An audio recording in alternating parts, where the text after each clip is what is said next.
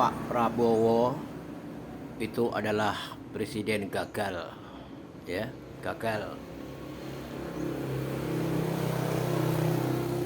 Ini yang bicara ini guru ini ya, guru. Jadi Pak Prabowo, ya, sampean itu saya katakan presiden gagal, terus terang gagal, ya. Karena apa? Karena Anda sudah menjadi presiden sudah berapa ya? Oktober, November, Desember, Januari, Februari, Maret, April, Mei. Wis pitung sasi, Pak. Pitung sasi. Ya. Jadi Anda itu presiden gagal. Ya. Nyapo tak omong nih sampean itu gagal.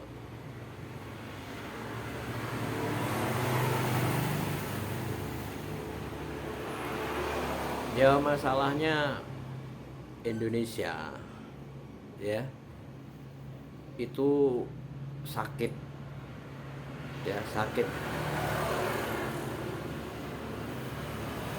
Dan Bapak nggak bisa ngobati, ya.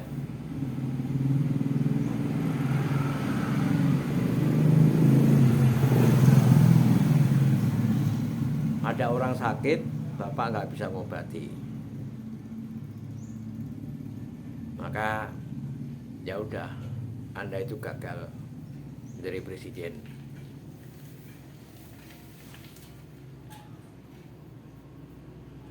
Sakitnya Indonesia itu parah, parah, ya, parah. Makanya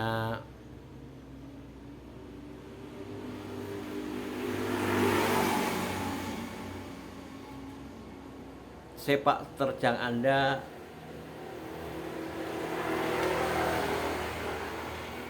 sudah tidak diharapkan lagi kayaknya sama masyarakat. Karena yakin Anda nggak mampu. Nggak mampu. Karena ya itulah tadi, sakitnya Indonesia itu parah. Dan Anda tidak bisa mengobati, memberikan obat kepada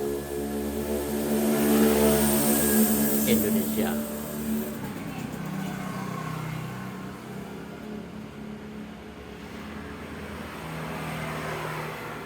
Awal-awal menjadi presiden, orang Indonesia pada berharap pada Anda semua, menaruh harapan yang besar kepada Bapak, bahwa Bapak akan mampu mengobati sakitnya orang Indonesia.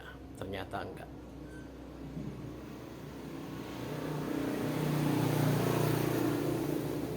Sakitnya Indonesia orang udah tahu semua, yaitu masalah koruptor.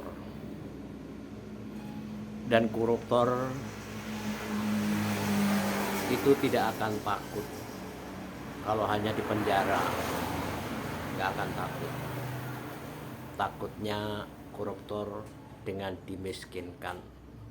Maka undang-undang perampasan aset itulah yang harus Anda kejar. Ternyata nggak Anda kejar. Pak Jokowi berkali-kali berusaha ngomong sama Mbak Puan, tapi nggak ditanggapi untuk segera mengesahkan undang-undang perampasan aset. Nggak ditanggapi, tapi nggak apa-apa. Karena Pak Jokowi orang biasa, ya, bukan dari orang angkatan, bukan orang yang punya partai. Jadi wajarlah kalau Pak Jokowi nggak dianggap sama Mbak Puan. Tapi sekarang Bapak sebagai orang angkatan dan Bapak mempunyai partai, tapi Bapak tidak bisa kayaknya untuk segera mendesak anggota DPR untuk segera mengesahkan undang-undang perampasan aset. Kayaknya nggak bisa, ya, karena sudah 7 bulan ini cukup waktu yang panjang. Nggak perlu memberi gertakan-gertakan akan saya habisin maling-maling, akan saya kejar kemana aja, nggak perlu ngomong begitu. Kata Pak Mahfud bahwa koruptor itu ada di depan Bapak. Ada di depan Bapak, tinggal Bapak berani apa enggak. Aduh Pak, berat Pak. Berat, yakin berat. Anda nggak mampu, ya.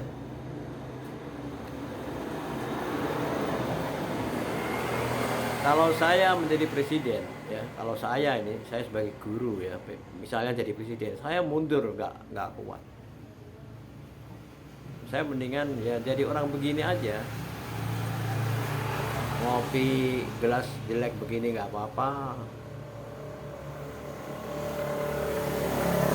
makan sama ikan asin nggak apa-apa, yang penting hidup saya nikmat. Itulah Pak.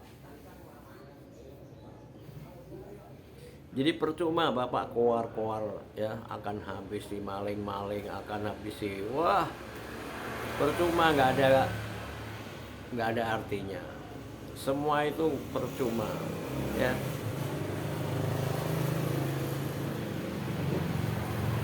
Yang bisa mengangkat derajat Bapak adalah kalau Bapak berani, ya, mendesak anggota DPR untuk mengesahkan undang-undang perampasan aset. Kalau Bapak merasa nggak bisa, ya, kalau saya mendingan mundur jadi presiden. Ngapain, ya, saya nggak mampu, ya. Janji Bapak terlalu banyak banget, rakyat mendengarkan, ya. Rakyat mendengarkan, dari Sabang sampai Merauke mendengarkan. Berat Pak ya, berat, bener berat ini Pak ya, kerjaan berat ya, berat. Jangan dianggap main-main ya. Jadi musuh-musuh Bapak itu ada di depan Bapak, kata Pak Mahfud. Koruptor itu ada di depan Pak Prabowo. Sekarang berani enggak gitu.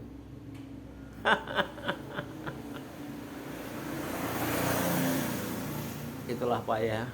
Jadi rakyat sudah lemes mendengarkan. Saya juga udah lemes Pak.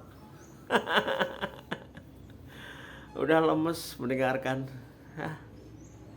Udah nggak semangat lagi, ya.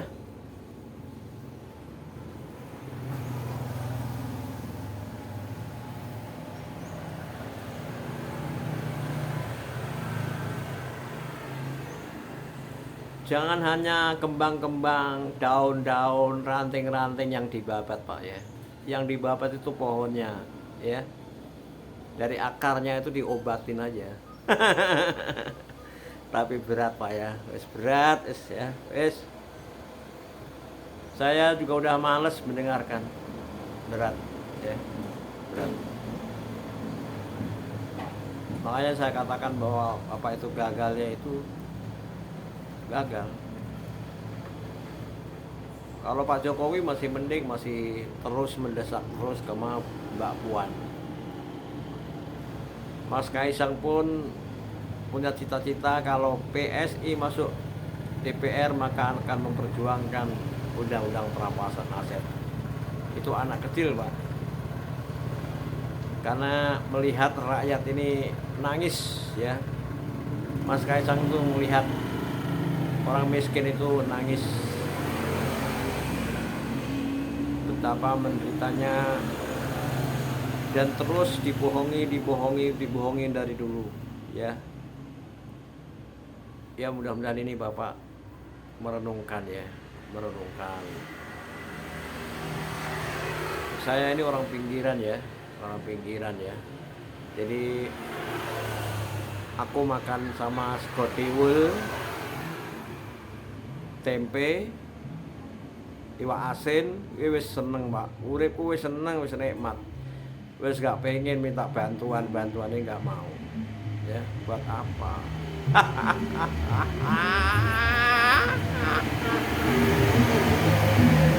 Kebyur Pak ya. Jadi suara Bapak sekarang itu sudah sumbang ya. Sumbang Pak. Sumbang. Dan berat. Beban Anda berat. Anda paksakan. Kalau Anda nggak kuat ya udah. Kalau saya sebagai guru ya saya nggak maksakan.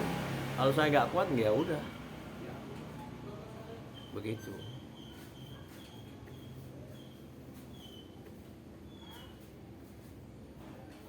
Bapak ngelihat Kang Deddy Mulyadi itu bagus itu. Bagus Pak. APBD Jawa Barat berapa 8 triliun ya. Kenapa jalan masih kayak begini ya? Nah, duit kemanain ya? Itu dikejar terus sama Kang Deddy.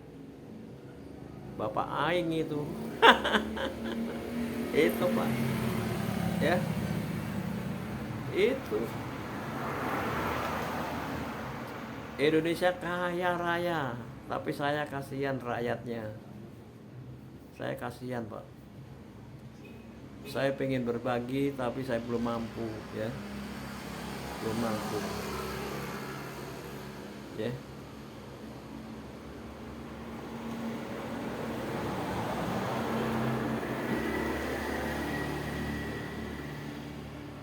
Renungkan Pak ya, sudahi ya. Kalau memang sudah nggak ini ya sudah. Kalau saya begitu berat, karena janji itu beratnya bukan main. Janji kepada rakyat, ya Allah, itu janji itu luar biasa Pak. Nanti akan dituntut sama Gusti. Janjinya berat Pak, nggak berani. Kalau saya nggak berani. Ya. Dan hidup ini sebentar lagi mati. Kayak saya ini, saya udah tua begini. Ini sebentar lagi juga mati Pak. Ya, Bapak juga mati. Sebentar lagi saya juga mati. Itu udah pasti Pak. Nggak bakal nggak mati, nggak bakal. Jadi perbuatan kita itu ya nanti akan mendapat balasan dari Gusti yang Maha Kuasa. Itu udah pasti Pak.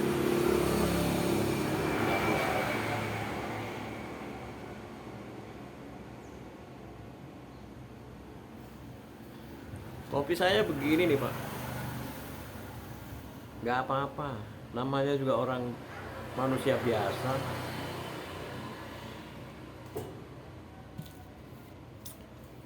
Makan saya ya nasi tiwul, ya,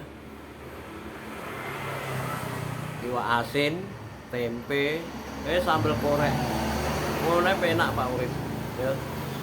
Wis gak mumet-mumet. Ya, orang mumet-mumet. Nanti resikonya itu berat, itu pertanggungan jawab kepada Allah Subhanahu wa taala itu berat. Ya. Manusia itu udah pasti mati, nggak bakal nggak mati, pasti mati. Apalagi sudah umur-umur kayak saya ini, sebentar lagi mati, ya.